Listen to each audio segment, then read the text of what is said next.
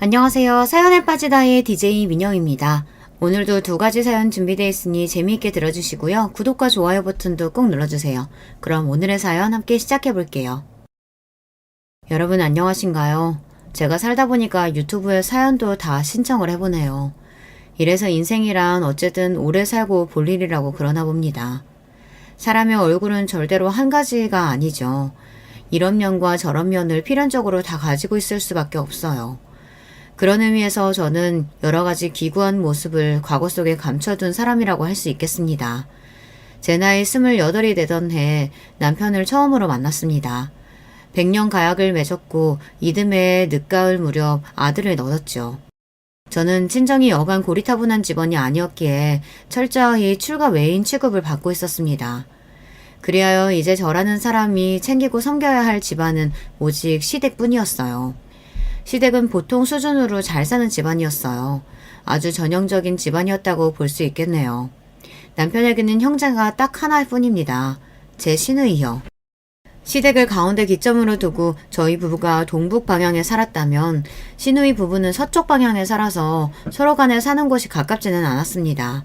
하지만 각자의 집에서 시댁은 먼 거리가 아니었기 때문에 종종 마주하고는 하는 얼굴들이었습니다. 시 매부는 항상 볼 때마다 얼굴에 자신감이 묻어나는 사람이었어요. 지난주에는 예상했던 것보다 매출이 2배 가까이 더 나왔네요. 이래서 장사가 예측이 힘들다니까요. 기분 좋게 주제를 떠들 때는 껄껄거리는 웃음소리를 꼭 곁들였어요. 다니던 직장을 그만둔 뒤 시 매부는 슈퍼를 차렸습니다. 시누이와 머리를 맞대고서 꽤 오래 고심한 결과물이라고 하였어요. 규모도 그럭저럭 괜찮았고 손님들은 시간을 가리지 않고 분주히 매장 안을 들락날락거리며 구매를 하였습니다. 우리만 잘 먹고 잘 살자고 하는 생각일 것 같았으면 슈퍼 같은 거 절대 시작도 안 했을 거야. 그치만 자식들이 있으니까 내 새끼들한테 더 나은 걸 쥐어주고 싶은 마음인데 뭔들 도전을 못하겠어. 더 나은 미래를 맞이할 수 있다는 희망, 그거 하나 가지고 자식들 위해서 시작했던 거지. 기대보다 걱정이 훨씬 더 컸었는데 잘 돼서 너무 다행이지 뭐야. 이런 운명이었었나 봐. 시누이의 얼굴에는 고단함과 안정적인 여유가 동시에 흐르고 있었습니다. 두 자식들을 위해 부모로서 과감한 도전을 해낸 시누이 부부였습니다. 슈퍼가 잘 돼서 싫어하는 사람은 아무도 없었죠. 그리고 앞으로도 꾸준히 계속 그렇게 슈퍼가 무난하게 운영될 거라는 점을 의심하는 사람 역시 아무도 없었습니다. 하지만 어느 날부터인가 시 매부가 이런 소리를 하기 시작했어요. 원래 큰 판에서 돈이 크게 벌리는 법인데 지금은 그거 하나가 참 아쉬워. 암만 생각해도 아쉽단 말이지. 아무래도 운영 중인 슈퍼의 규모에 대해 아쉬움이 가득한 것 같았습니다. 분명 처음에는 절대 규모 가지고 왈가왈부하지 않았거든요. 제 생각이지만 처음에 차렸을 적에는 그것도 아주 규모가 넉넉하다는 계산으로 장사를 시작했었을 거예요. 그러나 사람 마음이라는 게 시시각각으로 변할 수밖에 없잖아요. 장사가 좀 되기 시작하니까 어느새 시 매부는 아쉬움에 입맛을 다시며 슈퍼를 바라보게 되었어요. 더 크게 차릴 걸, 이렇게 잘 될 줄 알았다면 진작에 더 크게 시작했을 텐데. 이런 생각이 걷잡을 수 없이 시 매부의 머릿속에 자리를 잡았습니다. 그러면서 시누이와 이 문제에 대해 진지하게 상의에 들어간 것 같았어요. 왠지 걱정스러웠는데 결국 몇 주가 흐른 뒤에 시누이 부부는 결국 그 슈퍼의 규모를 키우기로 결정 내렸고 그러면서 금전적인 도움이 좀 필요하다는 내용을 밝혔습니다. 규모를 그저 키우는 것이 아니고 아주 확 키울 작정인 것에 듣던 제 눈앞이 아득해지더라고요. 아예 영업을 하고 있던 그 근처의 빈 땅에다 초대형 슈퍼를 짓는 게 두 사람의 목표였던 거예요. 지금 이렇게 잘 되고 있을 때 더 도약을 해내야죠. 물 들어올 때 노를 저어야 할 거 아닙니까? 시매부가 열변을 토하였고 시누이는 자신만만한 얼굴로 계속 추임새를 곁들였습니다. 그 앞에 앉아 계신 시부모님의 얼굴은 아주 복잡한 기색이었고요. 시누이는 자기 시댁 식구들로부터 이미 십시일반 돈을 걷기로 했다고 그랬어요. 그러니까 자기 친정에서도 도와줄 수 있는 만큼 도와줬으면 좋겠다고 솔직하게 말을 하더라고요. 그렇게 말을 하는데 시부모님 입장에서 어떻게 단호히 안 된다는 소리가 나가겠나요? 게다가 우려 속에서 차렸던 슈퍼가 잘 되고 있었기 때문에 시 매부의 주장에 따라서 더 커지면 수익도 그만큼 커질 것이라는 기대감이 고개를 드는 것도 어쩔 수 없었고요. 시부모님은 그냥 보통으로 살아오신 분들이었어요. 재산도 그저 고만고만하게 들고 계셨죠. 그리고 그때 그 재산이 전부 신우이 부부에게 넘어갔습니다. 몇 달 뒤 그 지역에서 가장 큰 슈퍼가 문을 열었습니다. 커다란 현수막에 적힌 확장 이전, 그랜드 오픈 같은 글자들이 모두의 기대감을 안고 있었죠. 그때 그렇게 잘 되었다면 얼마나 좋았을까요? 성공을 했다면, 아니, 최소한 쪽방만 치지 않았어도 좋았을 것입니다. 그러나 엄청난 규모로 문을 연 그 대형 슈퍼는 완전히 폭삭 망해버리고 말았습니다. 그야말로 패가망신이라는 표현이 딱 걸맞았어요. 어마어마한 빚더미를 마주해야만 했죠. 그 빚, 그 엄청난 거액은 지금 기준으로 보아도 식은땀이 줄줄 흐르고 삶의 의욕이 저절로 사라지는 숫자인데 당시에는 차라리 죽는 게 어떨까 싶을 정도 생각밖에 안 드는 그런 끔찍함이었습니다. 그 대단하디 대단한 피해에서 저희 집도 무사할 수 없었죠. 저희 부부도 돈을 그때 다 잃었습니다. 작은 단칸방 집으로 쫓기듯 이사를 가야만 하였고요. 시부모님께서는 온 마음과 정성을 다해 기도를 드려보겠다 하시면서 어느 날 이른 새벽부터 산에 오르셨다가 그만 사고를 당하셨습니다. 두 분 다 산길을 오르던 중 발이 미끄러져 한참을 아래로 구르셨던 거예요. 머리를 다치셨던 시아버지께서는 병원에서 사경을 헤매시다 한 달을 좀 넘게 버티신 끝에 돌아가셨습니다. 시어머니께서는 사고 이후 열 하루 만에 의식을 제대로 되찾으셨던 바 있는데 상태가 너무 좋지 않아서 혹시나 충격을 받아 잘못되실까 시아버지께서 사경을 헤매고 계심을 알려드리지 못했고요. 시아버지께서 돌아가신 직후에도 발효 알려드리지 못하다가 나중에 힘겹게 퇴원을 해내신 이후 천천히 회복을 좀 해내고 계신 게 보일 때쯤 그제서야 조심스럽게 알려드려야 했습니다. 그때 시어머니께서는 차마 입에서 아무 소리도 못 내시고 당신의 가슴을 쥐어짜듯 두드리고 또 두드리며 그렇게 한 맺힌 눈물을 흘리셨습니다. 저희 부부는 숙연함과 죄송함으로 그저 고개만 힘없이 떨구고 있을 따름이었어요. 솔직히 원흉을 꼽는다고 하면 시매부였죠. 애초에 슈퍼를 시작한 것도 무리하게 확장 이전을 하자고 나선 것도 시매부였으니까요. 그리고 시누이는 피가 섞인 시댁 식구이기라도 하지 시매부는 그렇지 않으니까 마음이라는 게 아무래도 좀 그랬던 것 같네요. 그런데 시매부가 마음고생을 너무 많이 해서 얼굴이 반쪽이 되다 못해 아예 산송장처럼 변한 모습을 보니 차마 원망의 말이 입 밖으로 안 나가더라고요. 당신 때문에 지금 우리가 어떻게 된 줄 아느냐, 우리 아들이 얼마나 열악한 환경에서 살게 된 줄 아느냐, 막 이렇게 따지면서 온갖 원망을 소리를 다 내뱉고 싶은 게 본심이었지만 사람의 몰골도 아닌 것처럼 그렇게 변해버린 시매부의 모습을 마주하고 나니 진짜 그냥 한숨밖에 안 나오더라고요. 시매부도 자기 자식들 더 나은 환경에서 공부시켜주고 싶다는 일념으로 그렇게 해서 대학 더 잘 보내주고 뒷바라지 잘해주고 싶다는 부푼 마음으로 도전했던 거니까요. 같은 부모로서 그 점만은 정말 애잔할 따름이었죠. 시매부네 집안도 쑥대밭이 된 지 오래였어요. 그 집안도 원체 그렇게 잘 살지 못했어요. 그러니까 직격탄을 맞고 전부 다 아스라졌죠. 그렇게 자기 친정을 꼬드겨서 돈을 털어간 시누이도 죽일 듯 원망할 수가 없었습니다. 남편부터가 자기 누나를 진정으로 탓하지 못했으니까요. 미안한 마음을 진작에 너무 많이 갖고 있었기 때문입니다. 시누이가 남편하고 나이 터울이 컸거든요. 나이 차이 많이 나는 우리 누나. 그래서 항상 어렸을 때부터 누나는 항상 의연하고 꿋꿋하고 무슨 상황에서든 척척박사야만 했어. 딸로 태어난 걸 스스로 죄스럽게 여기면서 눈칫밥 실컷 먹으며 유년 시절을 보냈어야 했지. 반면에 나는 단지 아들이라는 이유 하나만으로 집안 어른들로부터 예쁨받고 대우받고 인정받고 그렇게 어린 시절을 보내면서 자라왔어. 누나는 집안 형편을 핑계로 학업도 길게 못 이어갔고 사회생활에 내몰리자마자 벌기 시작한 돈을 다시 집에 갖다 줘야만 하는 그런 억척스러운 장녀였지. 나는 누나가 번 돈으로 제법 편하게 학창시절을 보낼 수 있었던 걸 부정할 수가 없어. 누나가 희생을 많이 했지.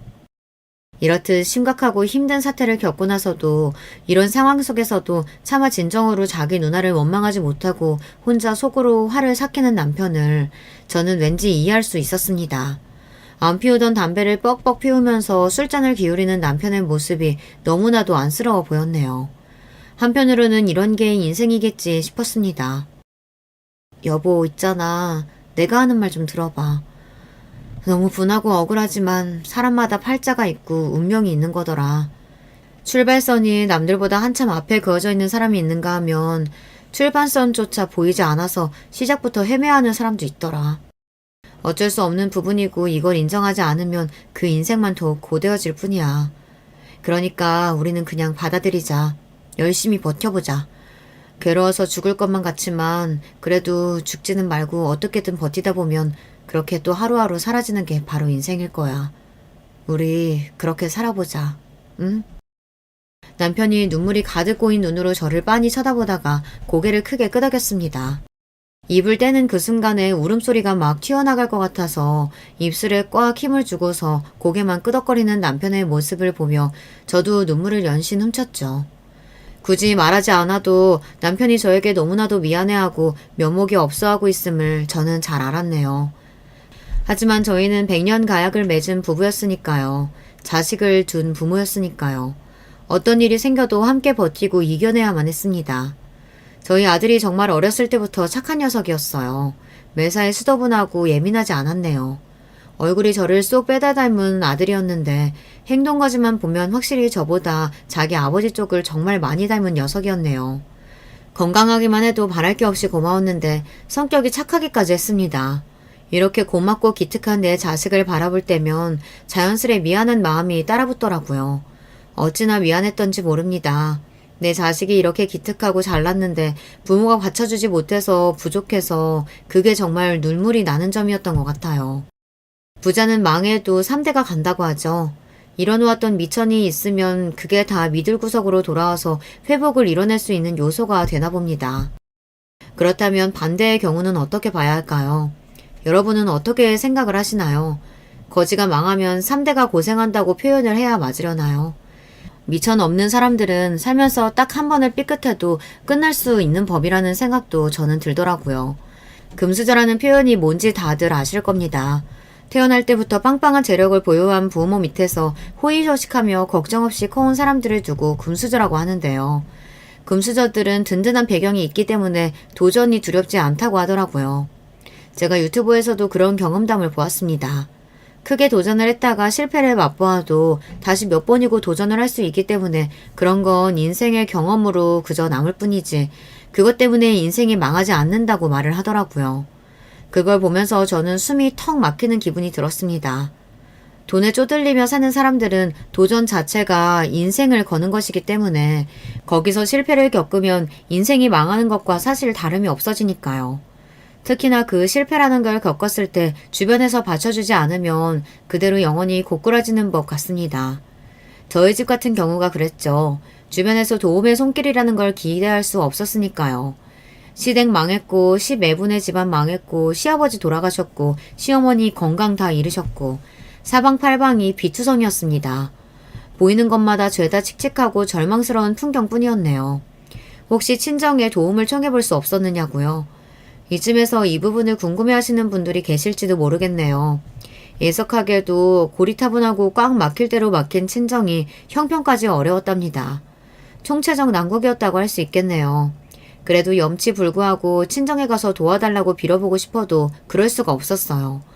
땅을 파서 뭐가 나올 만한 곳이어야 삽을 들고 갈 거 아니에요. 근데 아무것도 안 나오는 땅이니까 바라보는 것만으로도 그저 가슴이 답답하고 고개를 돌릴 수밖에 없었죠. 시누이 부부가 시어머니를 모시면서 그렇게 살았습니다.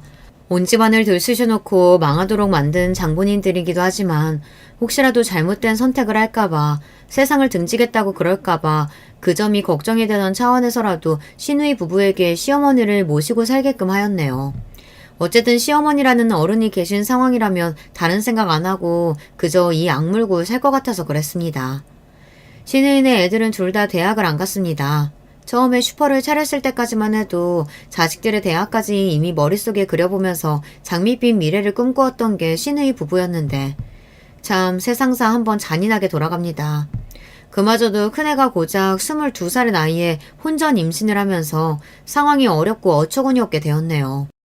아무도 반기지 않았던 결혼이었고 그때 마주했던 시매부의 얼굴이 까맣게 너무 아픈 환자의 낯빛을 하고 있어서 제가 얼마나 심장이 철렁 내려앉았는지 모릅니다.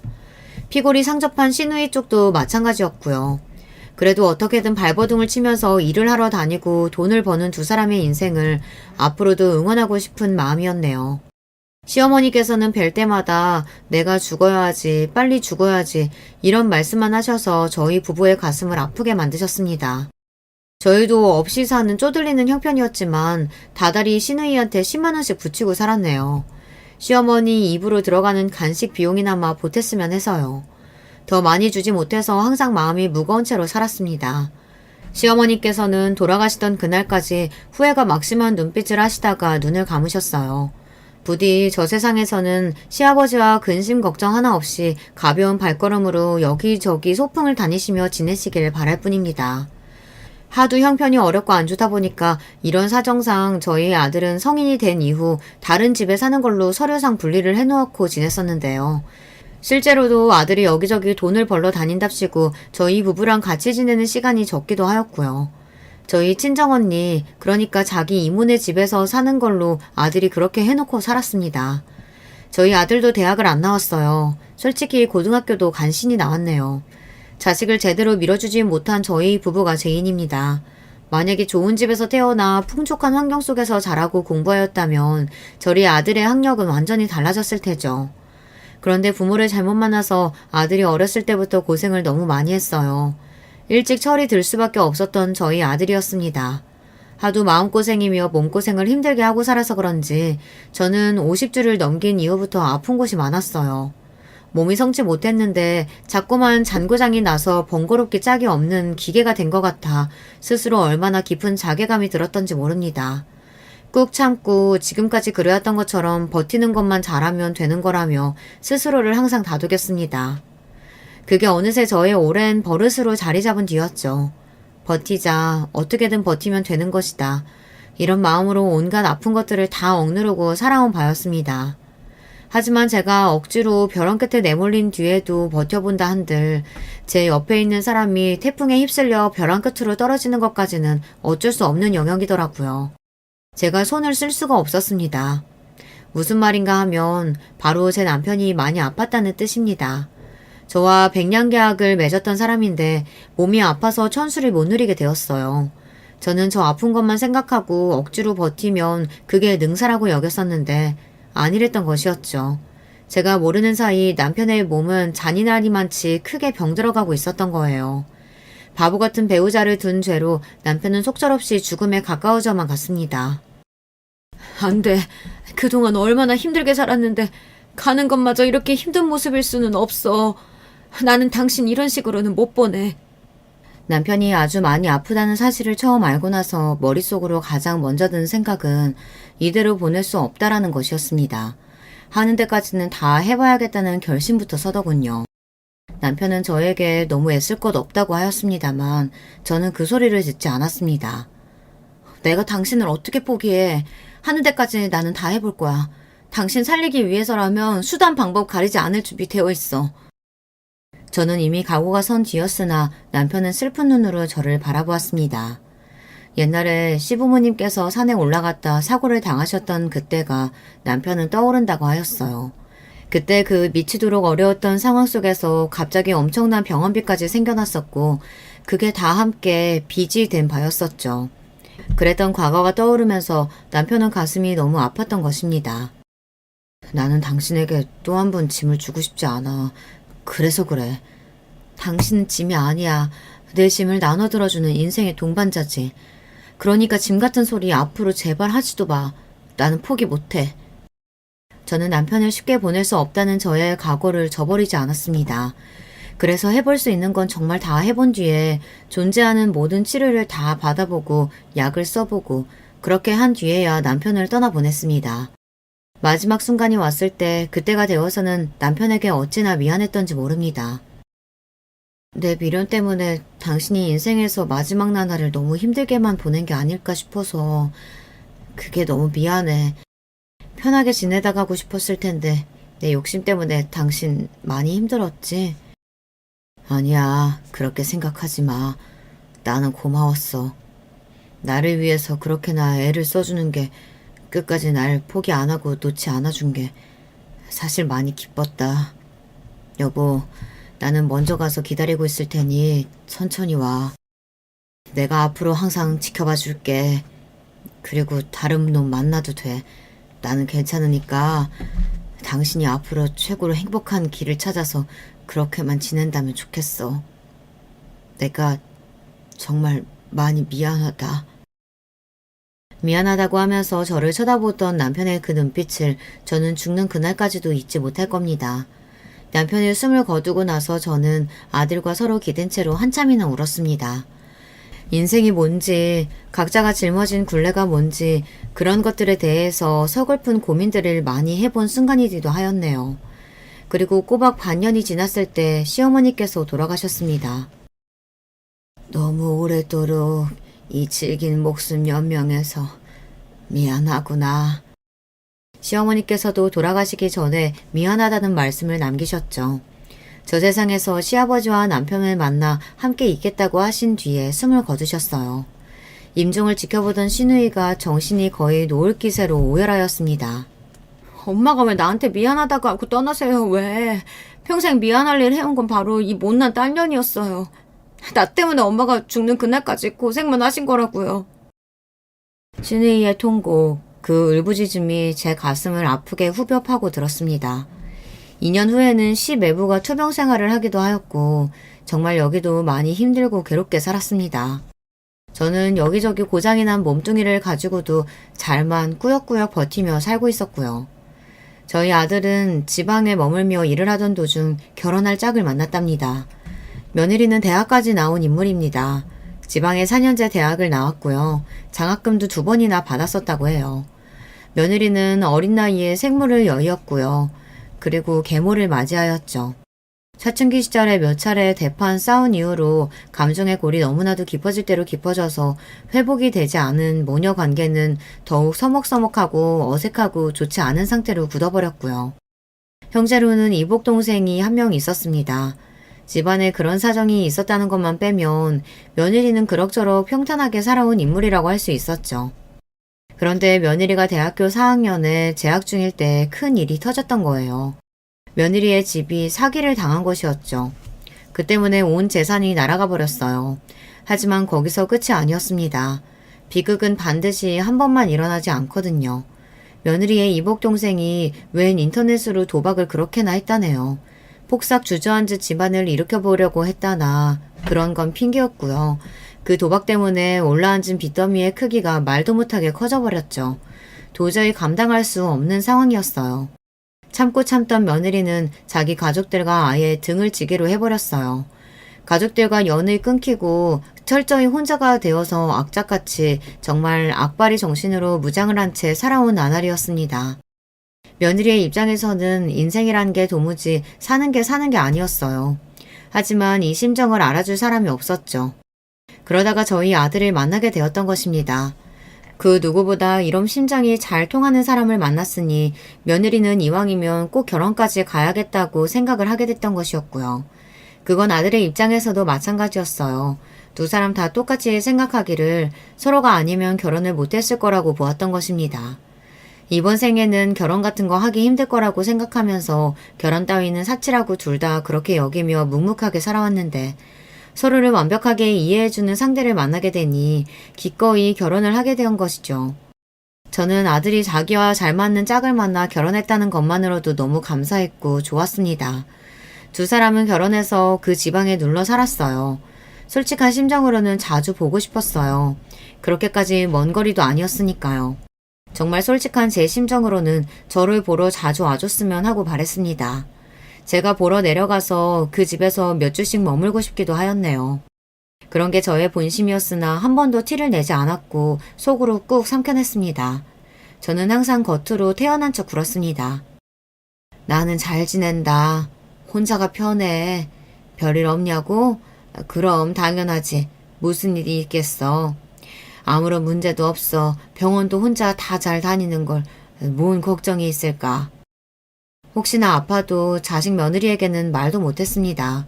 걱정을 살까봐 그리고 민폐를 끼칠까봐 혼자서 모든 걸 끌어안고 지냈습니다. 잔소리 한마디를 안 하였고요. 참견하는 법도 없었네요. 부족하고 못난 모습만 아들에게 보이며 살아온 저였기에 아들의 결혼 생활에 제가 감히 끼어들고 손가락을 얹고 싶은 마음도 들지 않았습니다. 그런 제가 유일하게 자식 며느리들 들들 볶아가며 닭달에 대고 잔소리를 날렸던 건 남편의 기일을 챙기는 문제였습니다. 온 정성과 마음을 다하기를 그날만큼은 꼭 그렇게 굴어주기를 제가 바랬거든요. 제가 워낙 남편이 떠난 날을 유난스레 여기고 챙기니까 며느리도 잠자코 시간을 내었지만 속으로는 생각이 많았던 모양입니다. 저한테 조용히 이런 소리를 하더라고요. 어머님은 억울하지도 않으신가 봐요. 원망스럽지도 않으세요? 솔직히 결혼 한 번 잘못해서 이렇게 되신 거잖아요. 한평생 고생만 하셨는데 그럼에도 돌아가신 아버님을 그렇게나 챙겨드리고 싶으세요? 제가 알기로는 아버님 편찮으셔서 돌아가실 때도 그전까지 어머님이 온갖 안간힘 다 쓰셨다고 하던데. 정말 대단하세요. 저는 이해가 안 돼요. 아무리 가족이라고 해도 저는 진짜 죽일 듯이 원망스럽거든요. 저는 제 가족을 가족이라고 부르기도 싫어요. 그러니까 연 끊고 후련하게 사는 것이고요.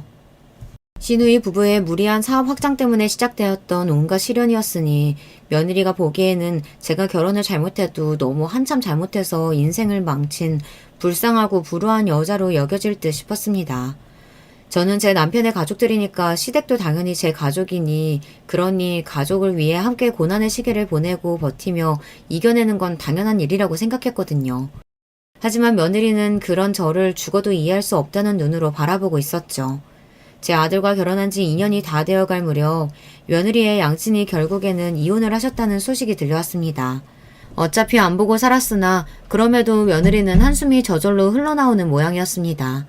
양친의 이혼 때문에 며느리가 며칠 동안을 심란한 얼굴을 하고 살고 있다고 아들이 말해주더라고요. 두 사람은 결혼 3여년 만에 2세를 가졌습니다. 기쁜 임신 소식이 들려왔고 저는 너무 감격스러워서 눈물이 찔끔 날 정도였죠. 며느리가 뱃속의 아이한테 몹시나 집착을 한다고 아들이 그랬습니다. 엄청나게 신경을 쓰며 지낸다는 이야기였죠. 며느리는 임신 사실을 11주가 되었을 때 알았다고 하던데요. 그걸 가지고도 늦게 알아차려서 정말 미안하다며 뱃속의 아이한테 며느리가 얼마나 사과를 하면서 유난을 떨던지 모른다고 그랬습니다. 당연한 이야기지만 두 사람은 굉장히 아끼면서 결혼 생활을 해온 바였어요. 절약은 기본이었죠.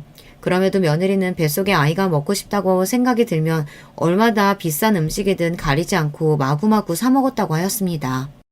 아이가 먹고 싶어 하면 그걸 꼭 들어줘야 한다는 게 며느리 생각이었고요.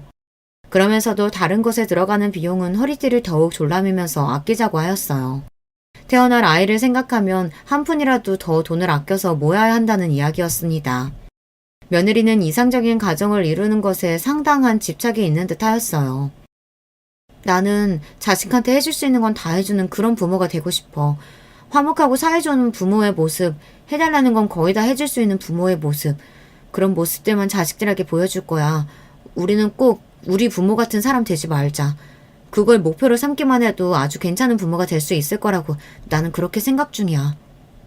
며느리는 자기 생각을 거듭 분명하게 아들을 향해 밝혔고요. 어차피 남보다 못하게 안 보고 사는 분들이라고는 하지만 내 부모님이라는 그분들 어떤 꼬라지였니 생각을 해봐. 그리고 당신 어머님도 지금 기껏 기초수급비만 받으며 사시잖아. 한 번 사는 인생인데 다들 너무하시는 거 아니야? 우리는 절대 그런 부모가 되어서는 안 돼. 그렇게 말을 하며 며느리가 뜨거운 눈물을 한 줄기 흘린 바람에 아들이 차마 무얼하고 대꾸나 반박도 못했다고 하더군요. 눈물이 흐르는 와중에도 며느리의 눈빛은 분에 가득 차 있었대요. 아들은 그저 한숨과 함께 고개만 끄덕여줄 뿐이었죠. 건강하게 아이를 낳고 나면 며느리가 너무 그렇게까지 과하게 행동하고 말하는 것들이 나아지지 않을까 아들은 짐작하며 기대했다고 합니다. 임신 증상 중 하나로 며느리가 과한 생각들을 하게 됐던 건 아닐까 아들은 그렇게 넘겨짚었던 건데요. 안타깝지만 그 기대는 들어맞지 않았습니다. 며느리는 출산 이후에도 똑같았거든요. 건강하고 어여쁜 딸을 며느리가 무사히 낳았는데 저에게는 손녀가 생긴 것이었습니다. 너무 기쁘고 그 감동은 말로 표현이 안 됐죠. 도움을 주기 위해 제가 가서 딱 2달간 같이 지냈습니다. 출산을 마치고 1달 정도는 며느리가 몸 회복만 신경 써서 저도 잘 몰랐는데요. 그 이후로 굉장히 예민하게 굴었습니다. 사사건건 예민한 눈초리로 저를 흘겨보며 얼마나 야단이었는지 모릅니다. 어머님, 아기를 왜 그렇게 안으세요? 제발 조심 좀 하세요.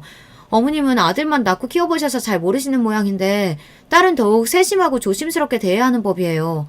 어머님이 새로 잘 좀 배워주세요. 오만 것에 채집을 잡으며 짜증을 냈고 예민한 기질을 따져보자면 한도 끝도 없을 정도였습니다. 그럼에도 제가 해주고 싶은 건 해주고 싶은 마음에 버티면서 2달을 채웠네요. 버티는 건 제 인생의 특기였으니까요. 2달간 같이 지내다가 저의 작은 보금자리로 돌아왔던 날 자리에 눕자마자 끙끙 앓기 시작해서 이틀을 내리 힘들어하다 간신히 정신을 차렸었죠. 온몸이 두들겨 맞은 것처럼 근육통으로 시달리고 있었습니다. 제가 원체 몸이 좋지 않기도 했기 때문에 너무 힘들었네요. 그럼에도 불구하고 제 아들이 결혼을 해서 가정을 꾸렸다는 거, 어여쁜 손녀가 생겼다는 거, 이런 것만 생각해도 참 기분이 좋았고 흐뭇했어요. 이런 식으로 인생이라는 게 이어진다는 생각이 들더군요. 시간이 흘러서 어느덧 귀여운 소녀의 첫 돌이 다가왔고 약소하게 돌잔치를 하기로 하였습니다. 아들하고 며느리가 아주 가까이 지내는 지인들만 몇 불러서 짧게 식사나 하기로 했죠. 어차피 부를 사람도 많이 없으니 정식으로 돌잔치를 열 필요가 없다는 게 2사람의 생각이었고요. 짧게 식사만 달랑 끝내는 것이 아니라 대신에 좋은 호텔에 예약이 되어 있었습니다. 그곳에 한쪽 공간을 멋있게 꾸며놓고 거기서 돌사진을 여러 장 찍으면서 여유롭게 시간을 보내는 게 돌잔치 날의 진정한 백미였습니다. 고급스러운 기념사진을 아주 많이 남길 수 있는 곳이었어요. 이렇게 보면 정말 부잣집에서 태어난 막내딸 같아 보인다. 우리 공주님이 정말 고급스러운 느낌이 가득하네. 멋진 호텔에서 고급스러운 분위기를 내며 사진을 찍는 동안 며느리가 소녀의 모습에 감동을 받았는지 눈물까지 글썽이며 그런 말을 해댔습니다. 더할 나위 없이 알차게 흘러가고 있는 돌잔치 날이었으나 며느리가 묘하게 저한테만 태도가 안 좋더라고요. 불만이 있는 것인지 자꾸만 말투를 틱틱거리면서 냈고요. 2달간 며느리와 함께 지내며 그 성격을 겪어봤던 저는 오늘 같은 날에 예민한 기질이 잔뜩 튀어나와서 저런가 보다 싶은 추측이나 있었습니다. 그런데 알고 보니 구체적인 이유가 따로 있었더라고요. 묘하게 공기가 불편하기에 저는 오래 같이 있었으니 이만 가보겠다고 말을 꺼내자 아들이 깜짝 놀라면서 호텔 여기 방을 하루 빌렸으니 내일 가시라며 펄쩍 뛰었으나 옆에서 며느리는 아주 태연한 얼굴로 빨리 가시는 게 편하다면 그렇게 하셔야 하는 거 아니냐며 저를 얼른 보내려고 하였습니다. 저는 아무 내색도 없이 그렇게 하겠다고 말을 했고요. 그런데 잠시 후 아들이 소녀를 보고 있는 사이 며느리가 저한테 다가오더니 내내 틱틱대며 저한테 태도가 안 좋았던 이유를 밝히더군요. 어머니, 반돈이 대체 뭐예요? 반돈이라니 너무하시잖아요. 제가 소녀 돌인데 한 돈도 아니고 반돈짜리를 맞춘 게 며느리가 보기에는 너무 싫었던 것입니다. 부끄러움을 뒤로한 채 제가 입을 열었어요. 내가 그거 기초수급비 모아서 맞춘 거야. 너도 뻔히 알면서 그러니. 아무리 그래도 친손녀인데 첫돌에 너무하신 거 아니에요? 진심이 안 보이잖아요, 진심이. 짜증나. 왜 이렇게 사람이 구질구질해? 버럭 신경질을 낸 다음 며느리는 저를 한껏 째려보면서 중얼대기까지 하고서는 등을 획 돌렸습니다.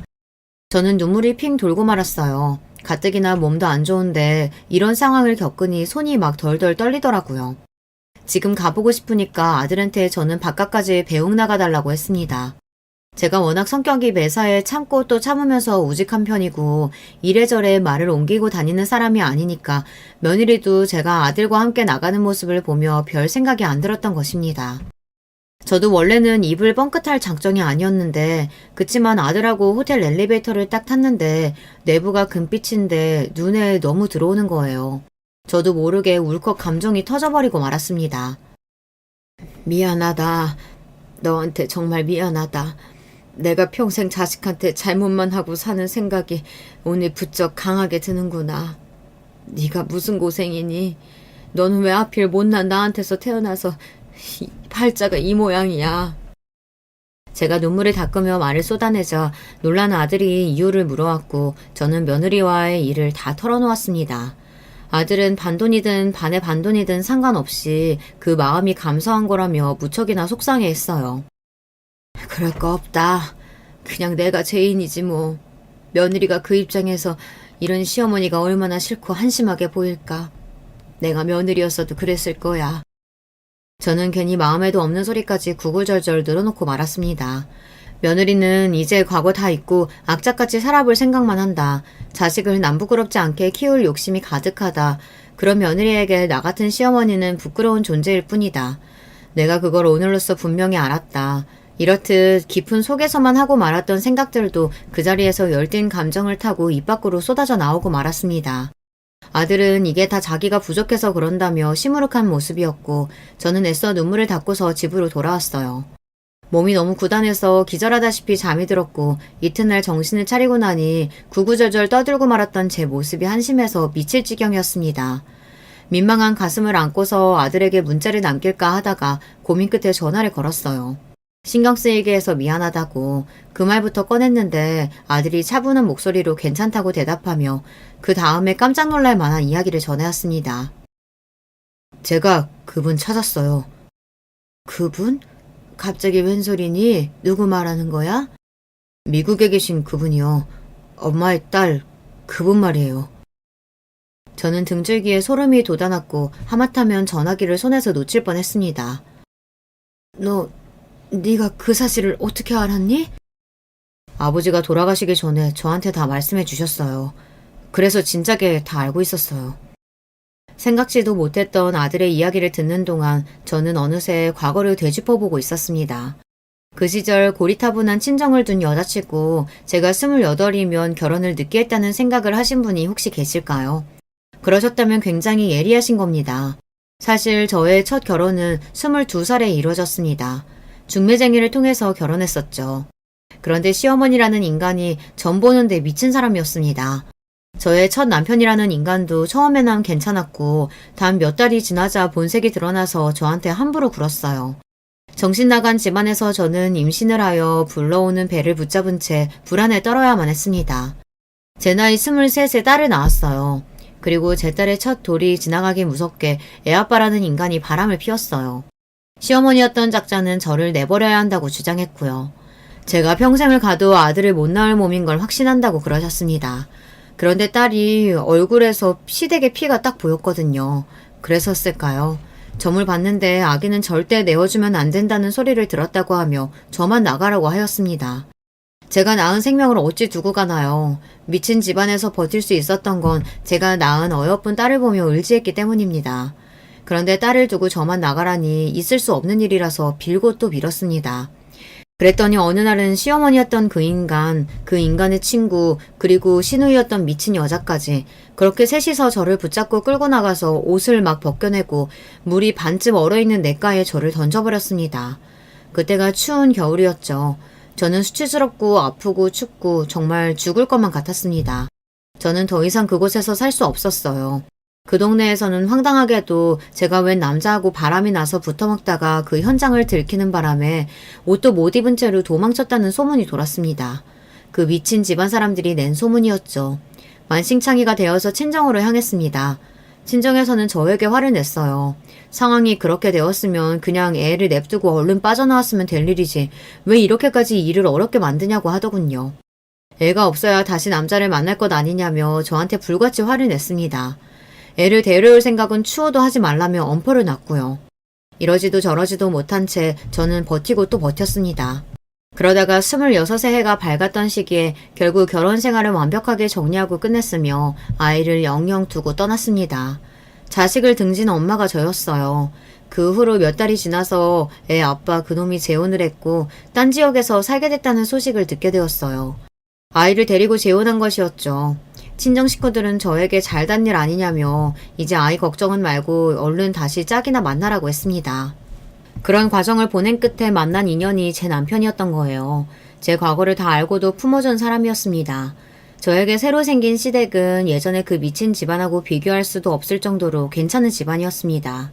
결혼을 앞뒀을 때 시부모님, 시누이, 시매부 모두 제 과거를 알게 됐는데 다들 깜짝 놀랐음에도 저를 받아주었어요.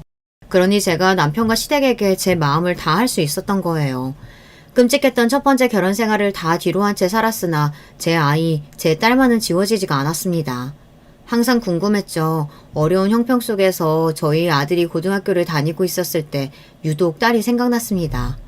남편이 그때 말했어요. 수소문에서 찾아서 한번 만나보라고요. 바로 용기를 냈어야 했는데 딸을 버렸던 엄마라는 것에 죄책감이 들어서 그러지 못했습니다. 혼자서 끙끙 앓고 있다가 몇 년 더 지나서 남편과 상의 끝에 딸을 찾아봤습니다. 마침 딸은 미국으로 떠나기 직전인 상황이었어요. 우여곡절 끝에 만나기로 약속을 잡았고 남편과 함께 나가봤죠. 자리에 나온 딸이 저와 체형이 아주 비슷하고 인매 또한 비슷한 것이 저는 눈물이 났습니다. 딸은 자신에게 낳아준 엄마가 따로 있었다는 사실을 진작 알고 있었다고 했어요. 왜냐하면 이북 형제들과 차별을 심하게 당했으니까요. 미친놈의 그 집안 사람들이 입도 함부로 놀렸기 때문에 딸이 과거 이야기를 잘하면서 다 듣기도 했다고 합니다. 그래서 딸은 자기를 버리고 간 저를 원망하면서도 차마 미워할 수 없었다고 했어요. 떠나기 전 이렇게 뵙게 돼서 다행이라는 생각이 드네요. 저는 살면서 너무 지겹고 지치는 일들만 가득했기 때문에 이 나라를 아예 뜨고 싶다는 소망이 항상 있었어요. 재미교포하고 결혼 약속을 한 김에 미국으로 건너가서 영영 살기로 했어요. 엄마가 그동안 잘 살고 계셨다니까 안심이네요. 엄마의 가정에 행복만 가득하길 바랄게요. 딸은 무덤덤하게 말했으나 눈가가 어느새 젖어 있었죠. 저희 부부는 이래저래 힘들게 사는 중이라는 소리를 그 앞에서 전혀 하지 않았고 평범하게 아주 잘 사는 척 했습니다. 100만 원이 든 봉투를 딸에게 건네주기도 했죠. 꼭 받아달라고 간절하게 말을 했더니 딸이 마지못해서 그걸 받았습니다. 눈물을 꾹 참으며 돌아섰던 딸과의 만남은 깊은 여운을 남겼고 몇 날 며칠을 곧 씹으며 지냈어요. 그리고 며칠 뒤 집으로 웬 편지가 왔는데 미국에서 보낸 것이었습니다. 덕분에 한국의 외로운 곳이라고만 기억되지 않게 됐어요. 감사해요. 만약에 제가 다시 한국에 가서 살게 된다면 그건 두 분 덕에 용기가 생겼기 때문일 거예요. 이런 내용이 적힌 편지였습니다. 혹시나 싶어서 100만 원이 들었던 봉투 안에 주소와 연락처 같은 걸 적었었거든요. 그걸 보고 딸이 편지를 붙인 것이었죠. 그 편지를 안고서 한참을 울었습니다. 고맙고 기특하고 또 미안해서 그랬습니다. 딸이 미국으로 떠나기 전에 만났고 편지를 받게 된 것까지 남편의 덕이 분명히 있었죠. 그래서 남편에게도 많이 고마웠어요. 딸이 보내온 편지를 고이고이 몰래 간직하고 있었는데 설마 그 편지 봉투에 기재되어 있던 보낸 사람의 주소를 남편이 아들에게 알려주고 세상을 떠났을 줄은 상상도 못했습니다. 그 주소로 편지를 붙일까 하다가 미국에서 살다 온 경험이 있는 지인한테 일단 물어봤어요. 그랬더니 지인이 그 주소를 보더니 그 근처에 있는 한인교회를 찾더라고요. 그 주소지 근처에 있는 한인교회 두 곳을 연락해봤죠. 한인들끼리 사회를 이루며 지내기 때문에 높은 확률로 한인교회를 다니고 있을 거라고 아들의 지인이 추측했다고 해요. 그래서 인터넷에 나와 있는 번호로 전화를 걸었고 한 곳에서 제 딸이 그곳에 다니고 있다고 그랬던 겁니다.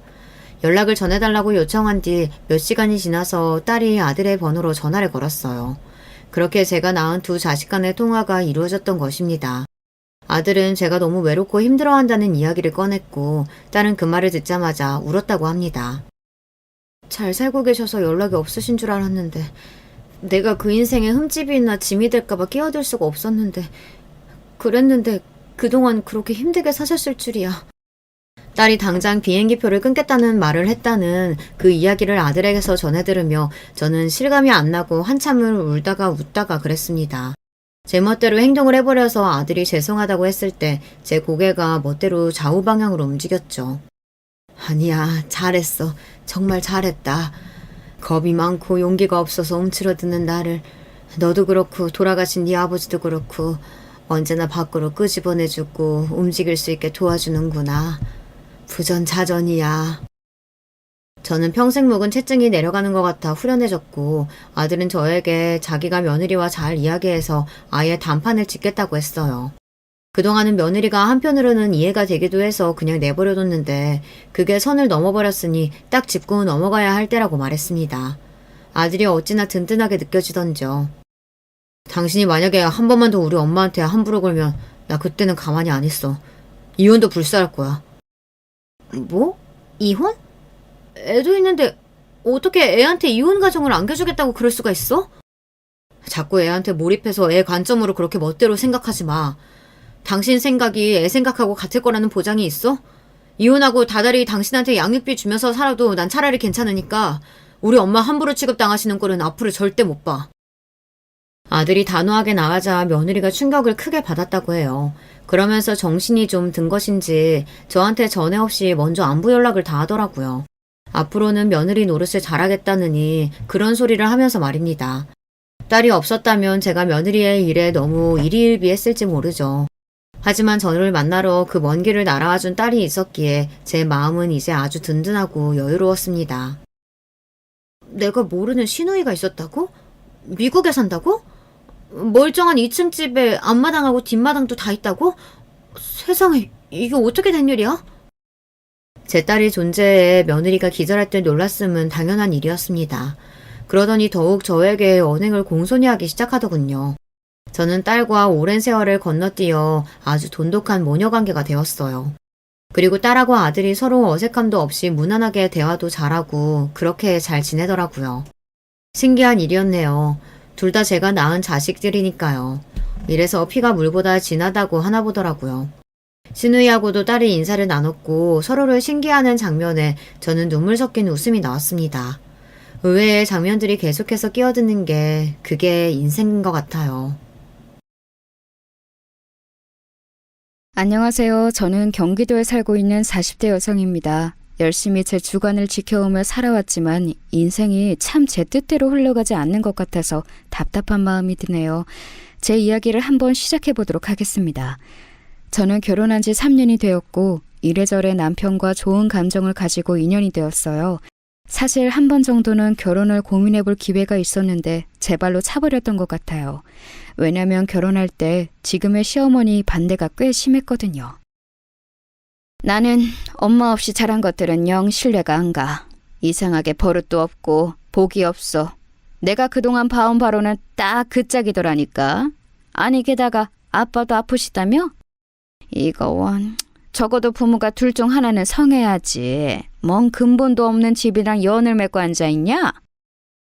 어머니의 이 말은 연애 시절 저에게 큰 상처를 주었고 저는 너무 많은 충격을 받고 남편과 거리를 두었어요. 하지만 계속해서 구애해오는 남편 때문에 저도 억지로 생각을 돌려보게 되었어요. 그리고 본격적으로 어머니가 저와의 결혼을 허락하신 이유는 다른 것에 있었답니다. 바로 예비 시아버님이 아프셨기 때문이에요. 아이고 명준아, 네 아빠 오늘 내일 하는 상황에 빨리 장가라도 가야지 어쩌냐. 빨리 그 누구냐, 그 예진인가 뭔가랑 결혼해. 아이 전화 좀 바꿔줘봐라. 이러면서 막 닥달을 하면서 절 바꿔달라고 하더니 얼른 결혼들 하라고 하시는 거예요. 우리 명준 아버지 지금 그나마 말짱할 때 얼른들 결혼식 올려라. 응? 어른들 누구건 있을 때 진행을 해야 되는 거야. 그래야 보기가 좋지. 에거, 니네 집도 혼주석에 앉을 어른이 아무도 없다며 우리 쪽까지 나 혼자 앉아서야 되겠냐? 어머니는 이렇게 말하시면서 구태여 결혼을 당기자고 하셨고 저는 친정아빠가 돌아가신 지 6개월도 안 된 상태였는데 마음의 준비가 안 되었어요. 이때는 제가 화가 나서 밀었고 결국 어머니와 저는 상당한 미움을 가진 상태로 1년 뒤 가족이 되었답니다. 하지만 저도 너무 서러운 게 어릴 적 돌아가신 우리 엄마와 제 관계를 두고 함부로 말하시는 게 참 싫더라고요. 그래도 결혼하면 좀 나아지겠지. 어머니랑 마주할 일이 뭐 얼마나 많을까 싶어 많은 것들을 참기로 했어요.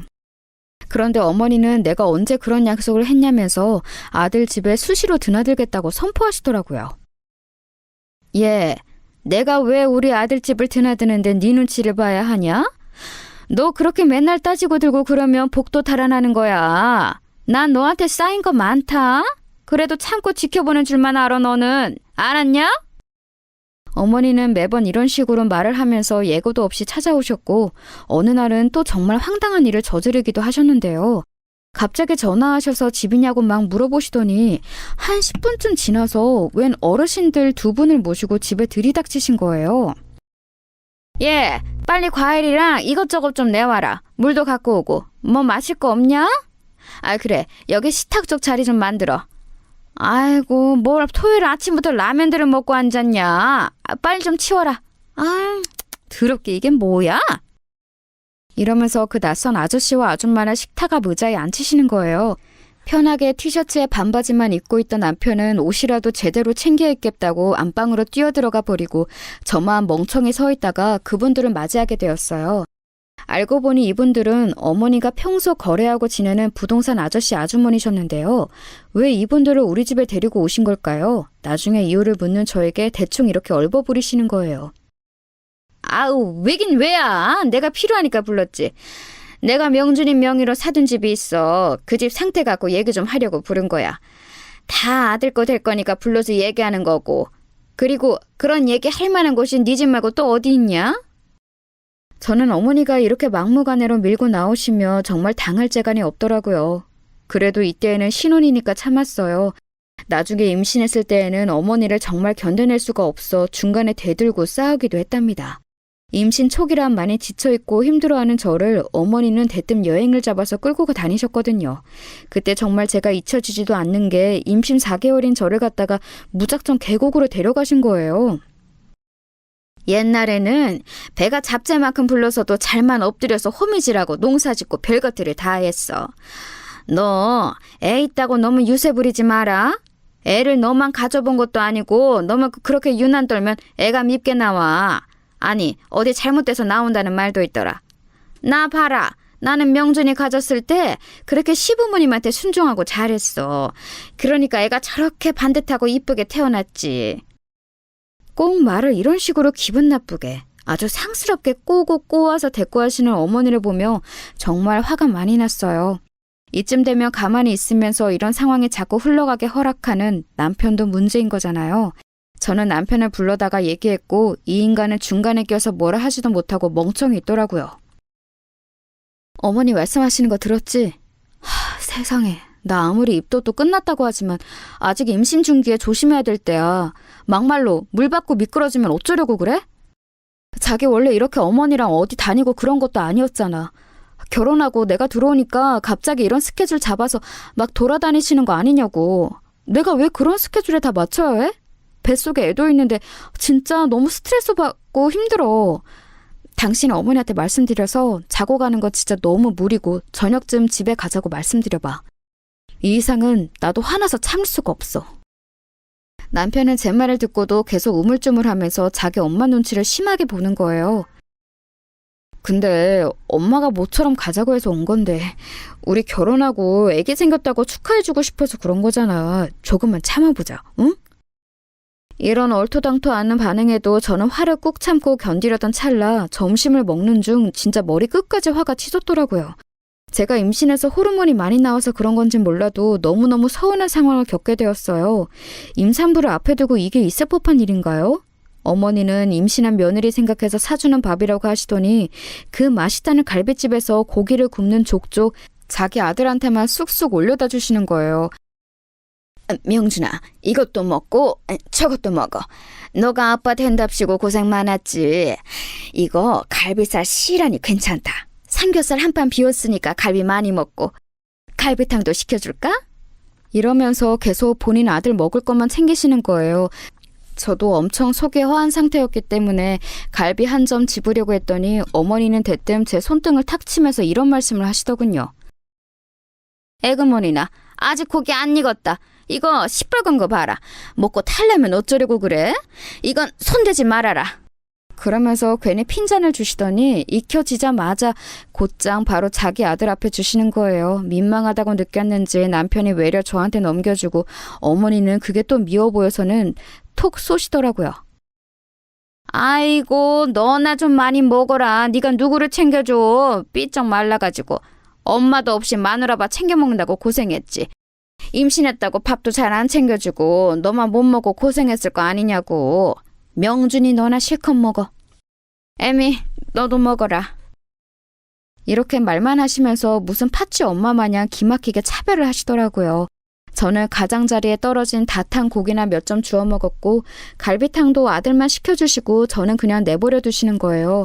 안 그래도 몸이 성치 않고 입도 끝난 지도 얼마 안 됐고 졸리고 피곤해하는 저를 밥도 그렇게 허술하게 먹이시더니 계곡 쪽으로 끌고 다니면서 어지간히 부려먹으셨어요. 야야, 얼른 명준이랑 나랑 여기서 사진 좀 찍어줘봐라. 응?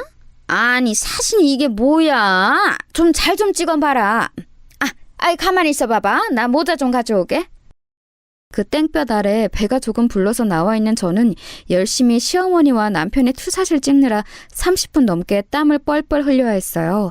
나중에 기진맥진한 저는 계곡 앞쪽에 스르륵 주저앉았고 그런 저를 보고 어머니는 이렇게 말씀을 하시는데 그 말에 전 더 참지 못하고 택시를 불렀고 그대로 집으로 가버렸어요. 야, 아이고 팔자 좋다.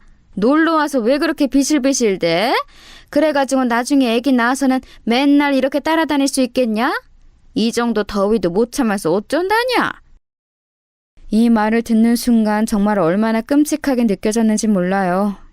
애기를 낳아서 무슨 맨날 이렇게 어머니랑 남편이랑 넷이서 끌고 다닐 예정이신 걸까요? 저는 새벽같이 이날 끌려 나와 땡볕 아래 걸었고 물속에 들어가지도 못하고 옆에서 뻐끔뻐끔 보고 속은 울렁거리고 먹은 건 얼마 없고 어머니 심부름만 하느라 너무 질려 있었어요. 그런데 잠깐 쉬는 저에게 또 핀잔을 주시는 걸 보니 온갖 정나미가 다 떨어지더군요. 그래서 곧장 저는 택시를 불러서 타고 가버렸고 사라진 저를 한 30분쯤 늦게 발견한 남편은 전화를 하고 난리가 났어요. 전화하지 마.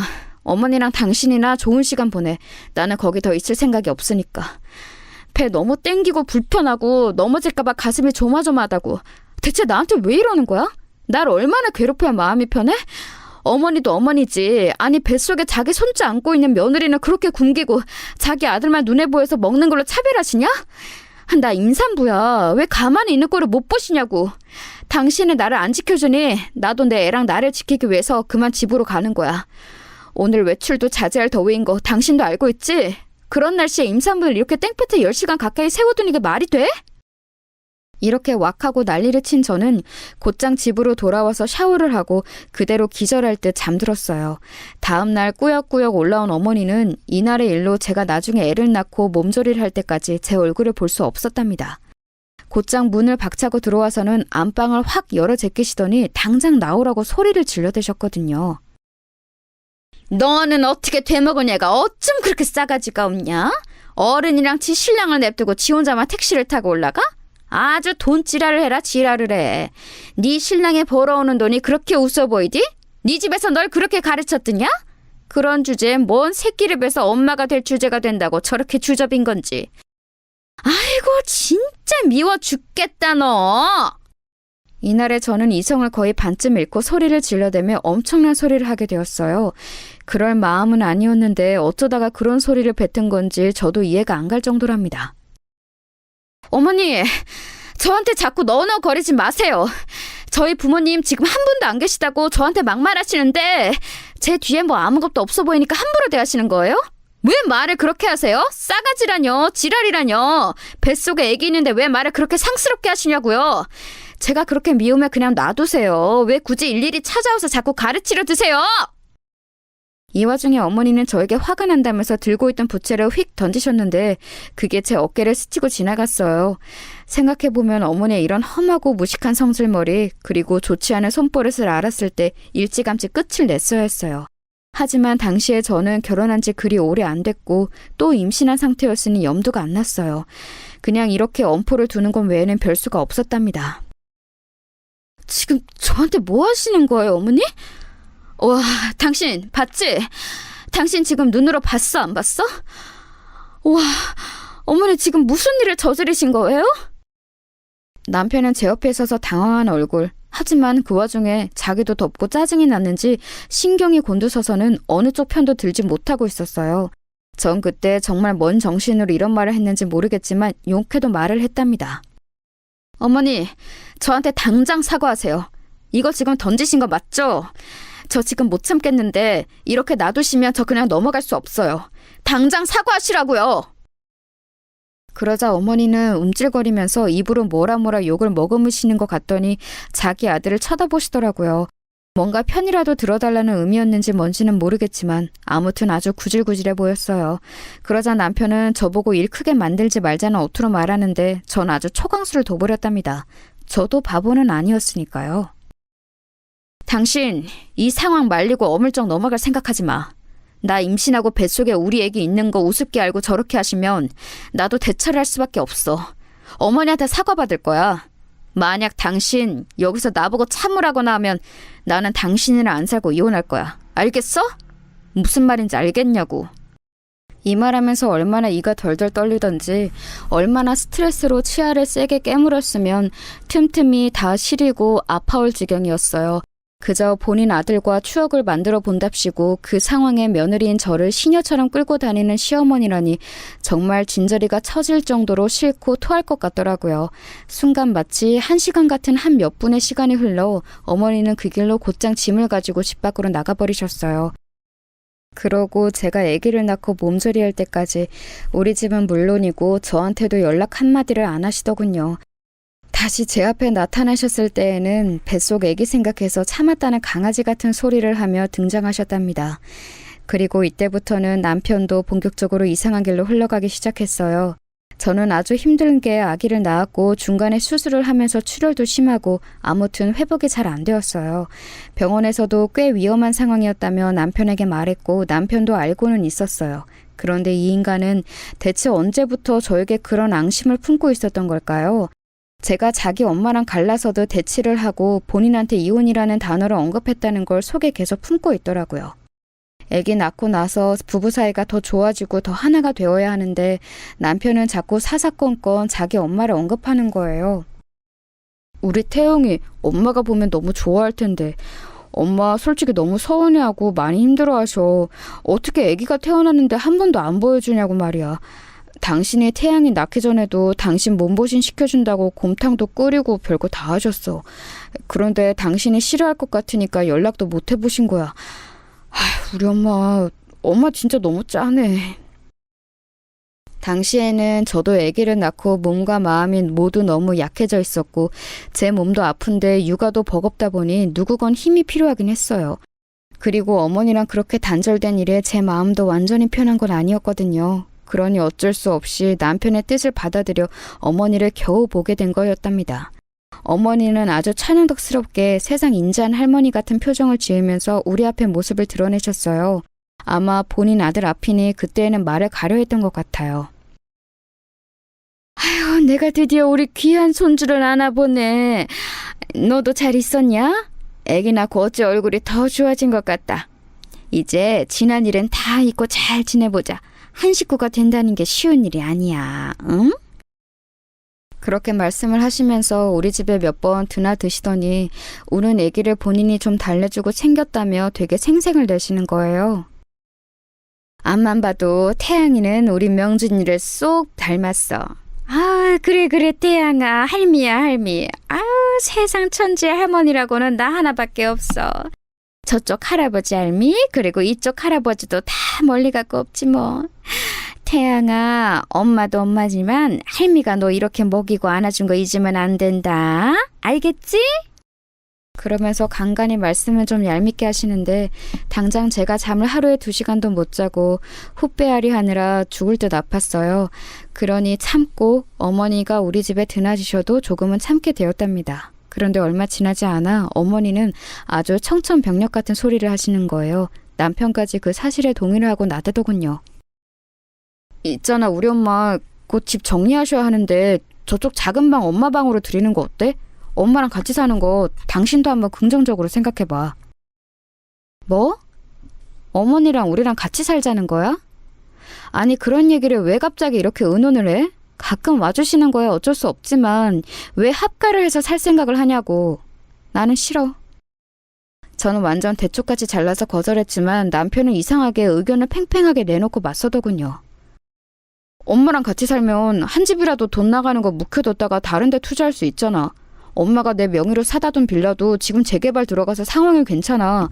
근데 당장 목돈도 필요하고 나중에 다 우리 줄 명분으로 엄마가 저렇게 힘들게 집 정리해서 돈 만들어주는 거야. 그럼 우리가 엄마 모셔야 하는 거 아니야? 저는 그런 거 하나도 필요치 않은데 남편은 꼭 있어야 한다면서 어머니가 증여해 주실 재산 생각하면 합가가 답이라면서 저를 설득시키는 거예요. 급기야는 어머니까지 나서서 이걸 노골적으로 드러냈었고 자꾸 아들네 부부랑 본인이 왜 같이 살아야 하는지 어필을 하시는 거예요. 저는 절대로 싫었지만 이때 하필 아주 큰일이 생기는 바람에 어영부영 합치게 되었어요. 제가 갑상선 쪽이 안 좋아서 쭉 고생을 했는데 그 사이에 아기를 온전히 케어할 수 없었거든요. 누구건 가족이 있어서 같이 아기를 봐주면 다행이었는데 그 역할을 우리 집에서 해줄 수 있는 건 어머니밖에 없었어요. 저는 처음으로 정말 수년간 단 한 번도 생각해보지 않은 친정엄마의 부재를 크게 체감했어요. 이래서 여자에게는 친정엄마 존재가 이렇게 중요하다는 걸 새삼 알았지 뭐예요. 정말 울며 겨자 먹기로 어머니와의 합가를 허락했고요. 그 이후부터 저희 엉망진창 하루들은 이어지게 되었어요. 남편은 자기 엄마가 집에 들어와 계신 후부터 한 여자의 남편이자 아이의 아버지란 자리는 잊어버리고 자기 엄마 아들이란 것만 기억하고 있더군요. 엄마, 나 엄마가 해준 곱창볶음 땡기네. 자기도 먹고 싶지? 엄마한테 해달라고 그러자. 이런 말들을 가볍게 던지면 어머니는 해주기 귀찮다고 하시면서도 자기 아들이 이쁘니 준비를 하시더군요. 문제는 그런 준비들을 다 저에게 시키는 거예요. 예, 네가 나가서 좀 재료들 사다 놔라. 이따 오는 길에 마트 들려서 사오면 돼. 그리고 와서 이거저거 다듬어 놓고 준비만 다 해두면 내가 와서 할 테니까. 그리고 나 허리가 너무 아파서 이제 빨래 하기도 힘드니까 이건 네가 좀 해놔야 된다. 그러면서 아주 솔찬히 저에게 살림이며 다양한 것들을 주문하시더군요.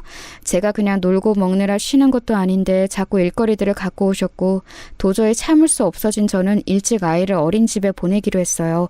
이 부분을 갖고도 얼마나 어머니랑 크게 싸우는지 몰라요. 네가 정신이 있는 얘냐?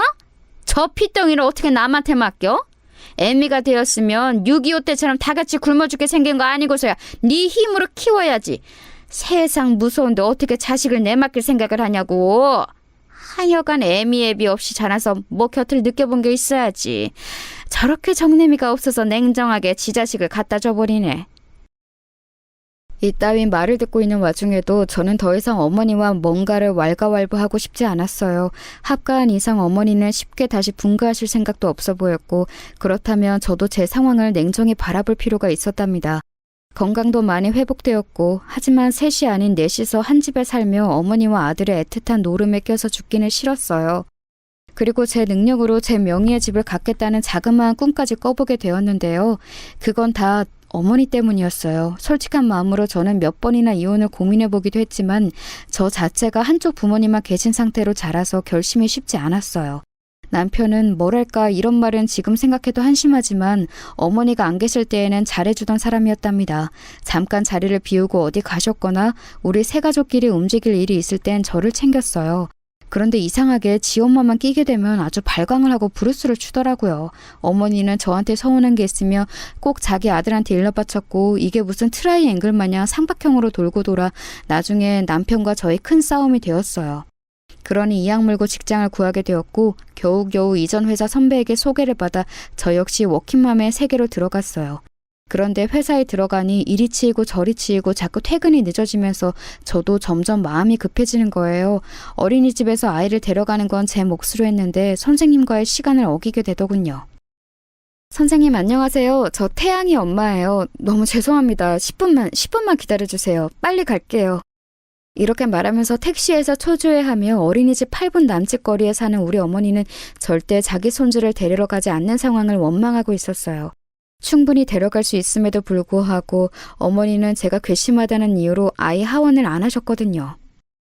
사지 멀쩡한 젊은 얘가 자식 키우기 싫다고 남한테 맡겨놓고 나가놓고서 뭐? 애 보내고 데려오고를 나한테 시키려고? 얼씨구 나는 싫다. 내가 왜 네 좋은 일을 시켜줘야 되냐? 네가 낳아놓은 자식 네 손으로 알아서 해. 나는 도와주지 않을 거야. 한편으론 이런 말을 하는 게 너무 웃긴 게요. 어머니는 처음에 손주를 봐주겠다는 명목으로 은근슬쩍 우리 집으로 흘러 들어오셨던 거예요. 그래놓고 슬슬 조금씩 그런 것들을 놓고 그냥 아이들과 본인이 사는 집에 제가 얹혀 사는 것처럼 취급을 하시더군요. 나중에는 선 넘은 참견까지 하기 시작하셨어요. 너 그렇게 해서 월 얼마에 번다고 했냐? 300은 벌어? 그것도 아니잖아. 우리 명준이가 400씩 떡떡 벌어오면 그걸로 감사한 줄 알고 아꼈을 생각을 해야지. 한 200은 버는 거니? 아니 그까지 푼돈 벌려고 네 색대 같은 새끼도 고생시키고 네 남편 밥도 안 차려주고 맨날 죽을상을 하고 들어오고 대체 뭐 하는 거야? 저는 이때 속으로 이런 말을 되뇌었어요. 그렇게 스트레스 받고 싫으시면 제발 이 꼴 보지 말고 나가세요 어머니 하고 말이에요. 왜 이렇게 집에 굳이 껴들어 오셔서는 나중에 본인이 사둔 그 잘난 재개발 빌라를 아들에게 준다는 명목하에 돈 한 푼 안 내고 떳떳하게 살고 계시는 걸까요? 막말로 그 집이 본인 아들 집이 될 거지 저한테 될 거는 아니잖아요. 그러면서 나중에는 은근히 돈을 보태라면서 자꾸 우리 집 경제 상황을 물으시는 거예요. 예, 너네 돈 얼마나 모아냈냐? 돈 관리는 네가 한다며. 대답 좀 해봐라. 한 2억은 있어? 저는 화들짝 놀라서 이렇게 답했어요. 아니요, 어머니, 2억이라뇨. 저희 지금 결혼한 지 뭐 얼마나 되었다고. 중간에 태양이도 태어났고 저도 맞벌이한 지 얼마 안 되었어요. 몇 천도 없어요. 왜 물어보시는 거예요? 어머니는 이런 상황을 보며 도대체 제가 얼마나 싫은 건지 완전 저를 도둑 취급하시더라고요. 아이고, 미치고 팔짝 뛸 노릇이다. 니네 결혼한 지 얼마 안 있으면 거의 3년 되는 거 아니냐? 그렇게 뭐? 몇 천도 없다고? 야, 나 같으면 월급 그렇게 따박따박 받아서 알토란같이 모았겠다. 없어도 1억은 있겠어. 안 그러냐? 명준이가 월 400씩 갖다 주잖아. 3년이 다 돼가는데 1억이 없다고? 예, 너 그런 식으로 살림할 거면 경제권 나한테 넘겨라. 이건 무슨 고양이한테 생선 맡긴 꼴이지. 이러니까 없는 것들을 집으로 들이면 안 되는 거야. 아주 돈 생기면 무섭게 써버린다니까. 없을 때 벌은 못 입고 걸신 들린 듯이 쓰는 거지. 저는 이때 너무 기가 막히더라고요. 어머니 말 하나하나에 화가 나는 포인트들이 너무 많았어요. 어머니, 월급 받으며 그걸 그대로 조금도 손 안 대고 통장에 집어넣을 수 있는 집도 있나요? 그럼 저희는 어떻게 뭘 먹고 사는데요? 가계부를 제가 제대로 안 썼지만 저희 집 고정 지출만 해도 200이 넘어요. 게다가 작년부터 어머니도 어찌어찌 같이 들어와서 살고 계시고 같이 먹고 밖에 다니고 하셨잖아요. 그 돈은 돈이 아니에요? 고양이한테 생선 맡긴 꼴이라니요. 무슨 저를 도둑 보듯이 말씀을 하세요? 저는 좀처럼 흥분이 가라앉지 않았어요. 가뜩이나 이날도 여지없이 힘들게 애를 업고 집으로 들어와서 씻지도 못했는데 대뜸 절 붙잡고 소파에 누워서 과자나 까먹으시며 저런 말을 하는 어머니가 안 믿겠냐고요. 너무 미움이 크고 속이 터져서 한동안 저는 잠깐 한의원도 다녔었어요. 화병이 심해지니 그냥 이 우울화를 어쩔 줄 모르겠고 어떻게든 해소는 해야 되겠고 진짜 분풀이를 어찌해야 될지 모르겠더라고요. 와중에 남편은 자꾸 저한테 감성팔이만 하는 거예요. 엄마가 저런 말 하는 건 너무 고생하고 어렵게 사셔서 그런 거야.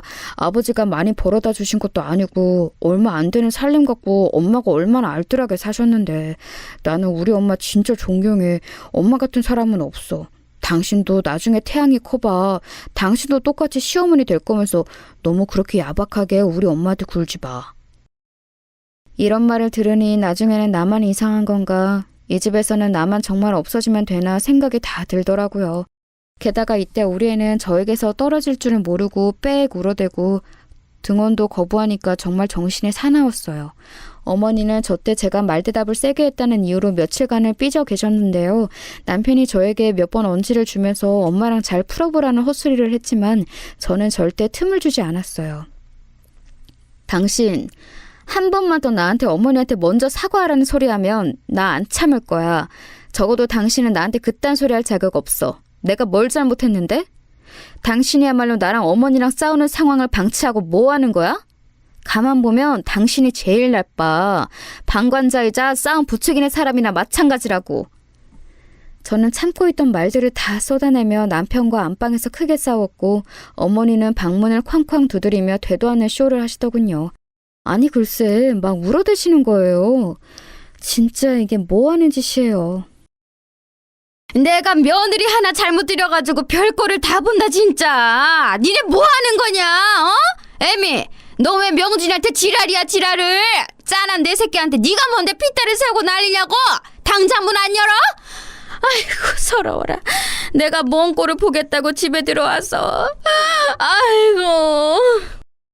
그러자 곧장 남편이 문을 열어서 어머니를 안심시킨답시고 부축하고 하는데 그걸 뒤에서 멍하니 보고 있던 저는 뭐 하는 사람인 걸까요? 이 분위기에 계속 있다간 숨막혀 죽을 것 같아서 적당히 옷을 걸쳐 입고 밖에 나갔어요. 정처 없이 돌아다니는데 벌써 시간도 밤 10시를 넘겼고 슬슬 밤길이 무서워지기 시작해서 결국 집에 돌아왔답니다. 근데 이날 저는 밤하늘을 보며 많은 생각이 들었어요. 내가 왜 이런 인생을 살고 있을까? 안 그래도 부모 사랑 많이 못 받고 자라서 힘든데 왜 저렇게 부모 자식 사랑 지극한 모자 사이에 끼어서 더 심한 차별을 받고 있나 싶은 거예요. 서러워서 눈물이 나면서 일찍 돌아가신 엄마보다는 근래에 제 곁을 떠난 아빠 생각이 정말 너무너무 나더라고요. 아빠는 그렇게 내가 행복하길 바라셨고 온갖 격려의 말들을 해주고 가셨는데 말이에요.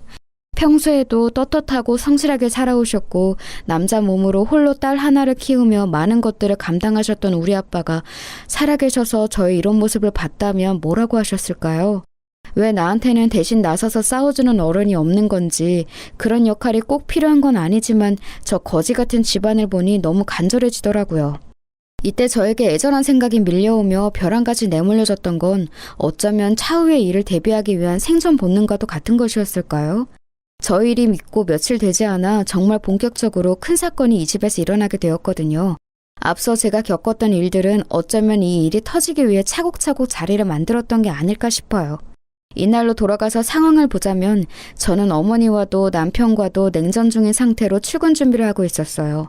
집안 분위기도 먹같고 게다가 애도 어린이집에서 감기를 옮아와서 컨디션이 나쁜 상태였답니다. 결국 어린이집에 보낼 수 없는 상태가 되어 제 입으로 어머니한테 말하기도 싫고 남편에게 억지로 SOS를 요청했어요. 태양이 아프니까 당신이 어머니한테 태양이 좀 봐달라고 해. 나 도저히 회사에 휴가 낼 수 없어. 저번에도 내가 무리해서 냈고 요 근래 계속 반차며 다 써서 못 쓸 것 같아. 내가 말하기는 싫어. 어머니랑 또 싸워야 하니까. 당신이 알아서 해. 제 말에 남편은 뭐 얼마나 저한테 그리 대단한 혐오스러운 일을 당했다고 아주 경멸하는 눈으로 쳐다보는 거예요. 뻔한 거 아니겠어요? 자기 엄마랑 사이 나쁜 와이프가 애를 자기 엄마한테 맡긴다고 하니까 열이 받는 거죠. 본인도 제 맞벌이를 찬성하고 같이 돈 벌었으면 좋겠다고 했던 주제에 제가 뭐 슈퍼우먼이라도 되는 줄 알았나 봐요. 뭘 그런 눈으로 봐? 그럼 나 돈 벌지 마? 당신 월급으로는 이 집 대출 빡빡하다며. 어머니가 당신 재개발 빌라에 쏟아놓은 돈만으로도 죄송해서 어머니한테 손 못 벌린다며. 그럼 나를 일터에 내보내놓고 애 케어하는 것까지 다 뒤처리시킬 생각이었어? 당신 진짜 너무 날로 먹으려고 든다. 됐고, 당신이 말할 생각 없으면 내가 얘기한다? 아니면 나 회사 관둬? 이 말에 완전히 뿔이 나버린 남편은 씩씩거리더니 그 길로 곧장 자기 엄마한테 가서 얘기를 하더라고요. 뭐라 말하는 소리가 들리고 승질을 있는 대로 내면서 한숨을 퍽퍽 쉬어대는 소리도 들렸어요.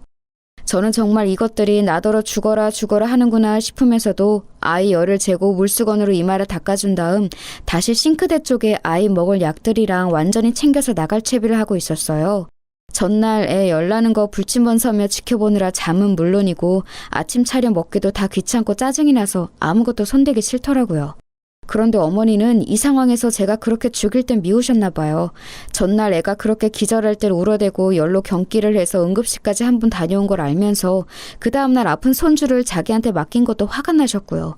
그리고 며느리가 어찌 되었건 죽이 되건 밥이 되던 간에 아침이 되었으면 식구들 밥상을 차려야 하는 게 아닌가 하고 아주 어이가 없으셨던 거지요. 어머니 본인과 아들뿐 아니라 며느리 당사자인 저도 뭐 하나 입에 못 대고 출근한다는 건 관심도 없으셨어요.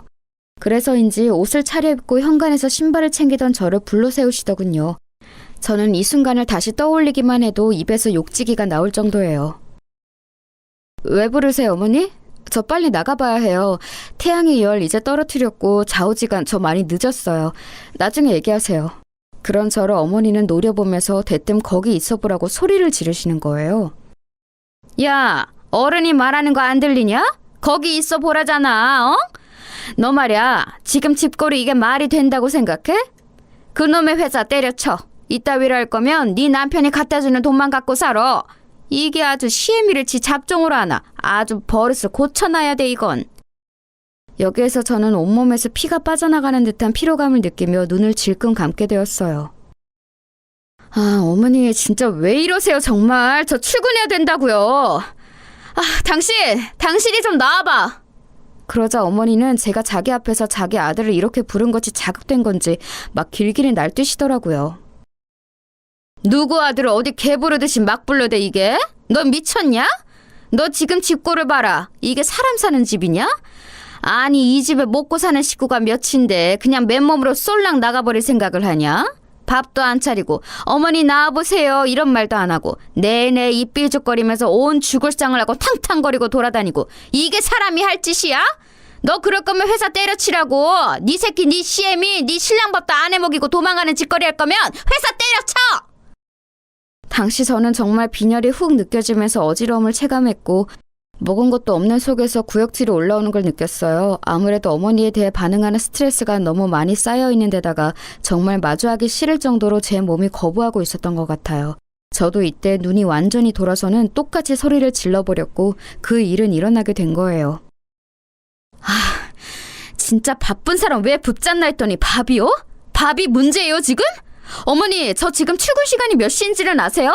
저 태양이 아파서 어쩐 약부터 아무것도 못 먹고 이 상태예요. 제가 무슨 어머니 손주 돌봐주고 아들이랑 같이 돈 벌어주고 밥 태다 바치는 기계예요? 드시고 싶으시면 어머니가 차려 드시면 되잖아요. 어떻게 제가 뭘 움직이지 않으면 아무것도 안 하려고 드세요? 좀 제발 좀 신경 좀 끄세요 저한테. 다 꼴보기 싫으시면 어머니가 나가시던지요. 이 말에 남편은 제 이름 세 글자를 눈안에 빠져나올 정도로 크게 불렀고요. 그와 동시에 저는 현관구석 한쪽으로 밀쳐지며 눈앞에 별을 반짝하고 느끼게 되었어요. 정신을 차려보니 이마 쪽이 말도 안 되게 얼얼하고 당기는 느낌이 들면서 뜨끈한 게 주변에 엉겨있더라고요. 그리고 이전부터 어지러웠던 머리는 사정없이 누군가가 때리는 듯한 두통이 느껴졌고요. 아파. 뭐야? 그러는 제 앞에는 닥치라며 저를 밀쳐낸 어머니가 씩씩거리면서 저를 봄과 동시에 눈이 커져서는 순간적으로 어리나간 게 보였어요. 통증이 느껴지는 곳에 저는 손을 댔고 대자마자 물컹한 뭔가가 손에 묻어나는 것을 보고 급작스러운 두려움이 몰려왔어요.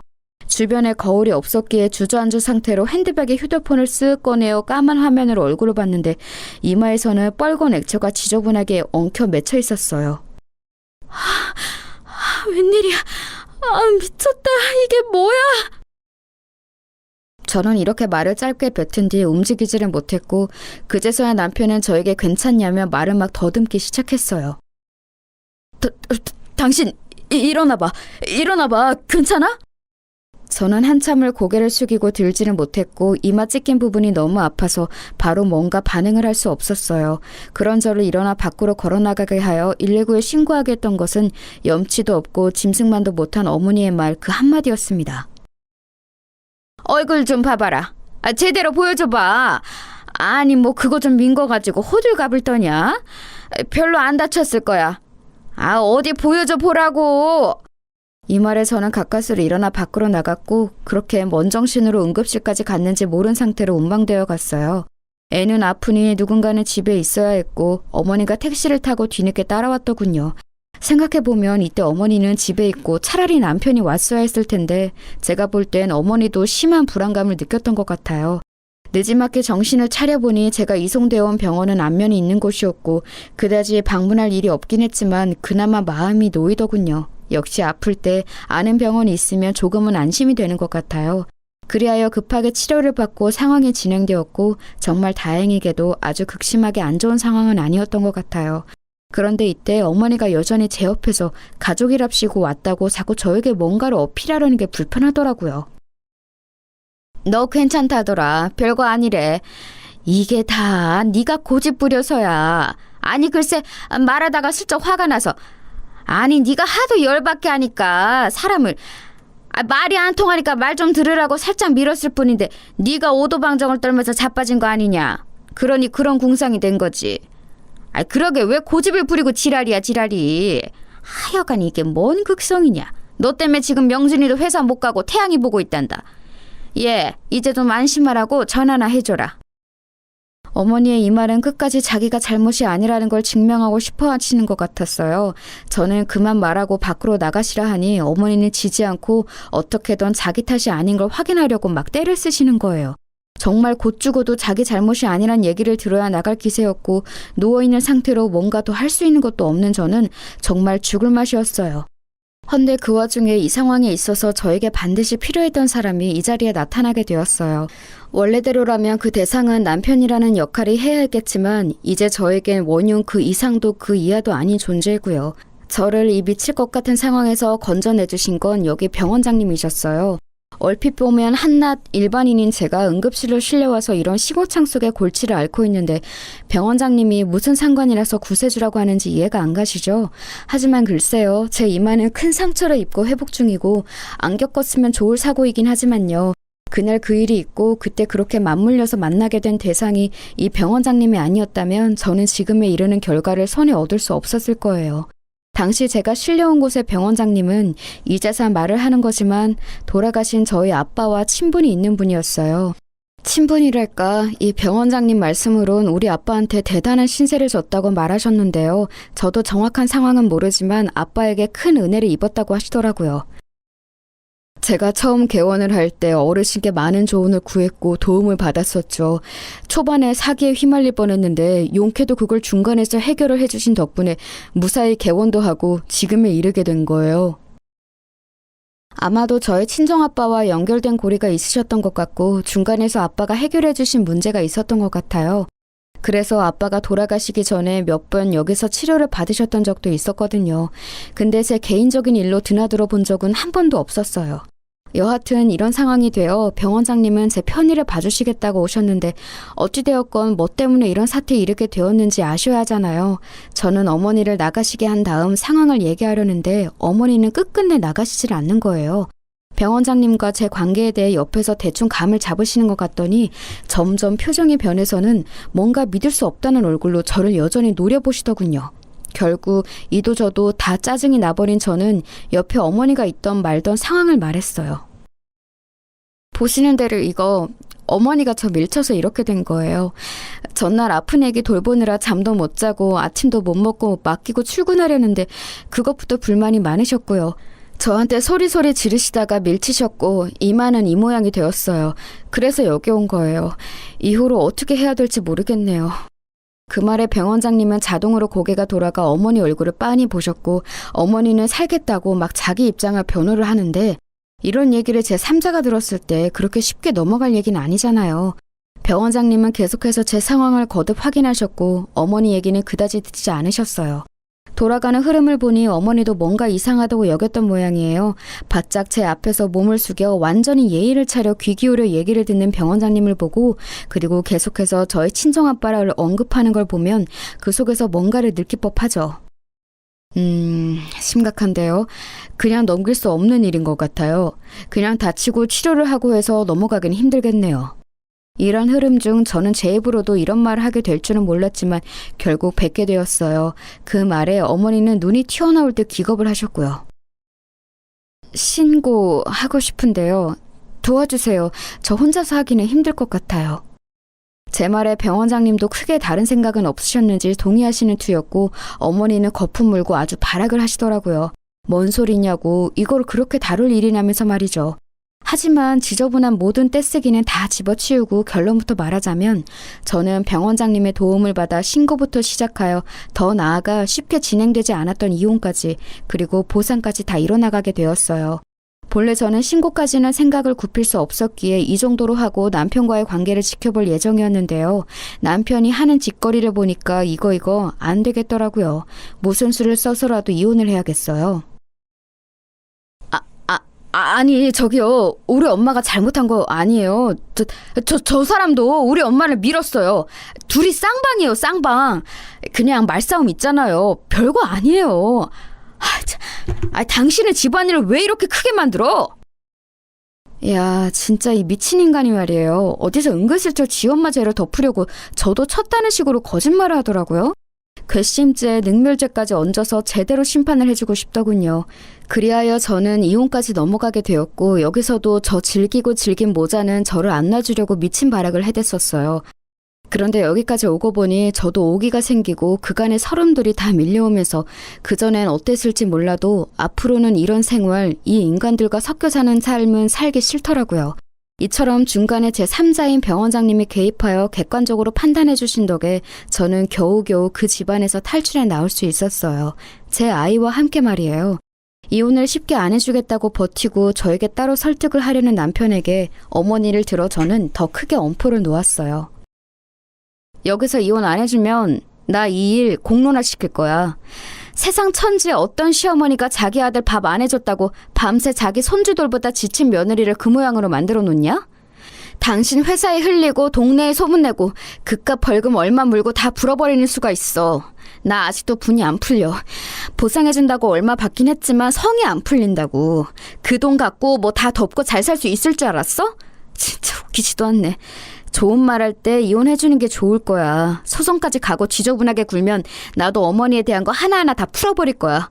그러면 당신이 나한테 제발 이혼 곱게 해달라고 빌게 될걸? 그래도 괜찮냐고 진짜.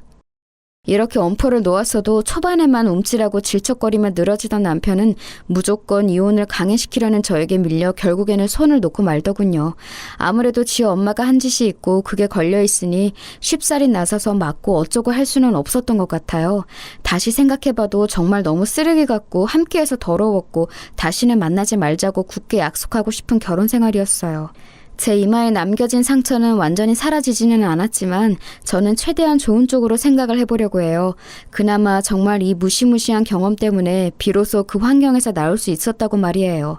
생각해보면 정말 눈 깜짝 손 까딱 안 하고 손주 키우는 생색내고 본인 며느리한테 받아 처먹기만 하던 어머니가 또 떠올라요. 그리고 뒤에서 앵앵거리며 숨어 살던 남편도요.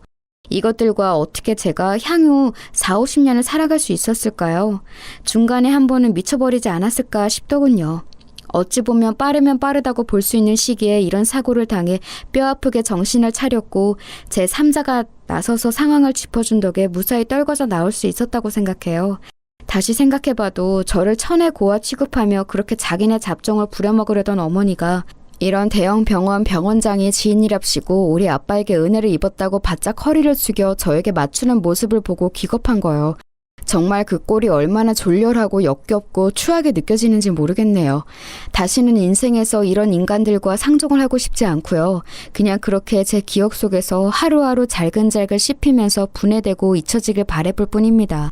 이제는 정말 저를 진정으로 사랑하고 걱정해 주셨던 친정아빠를 떠올리며 제 아이와 아주 천천히 행복해지고 싶어요.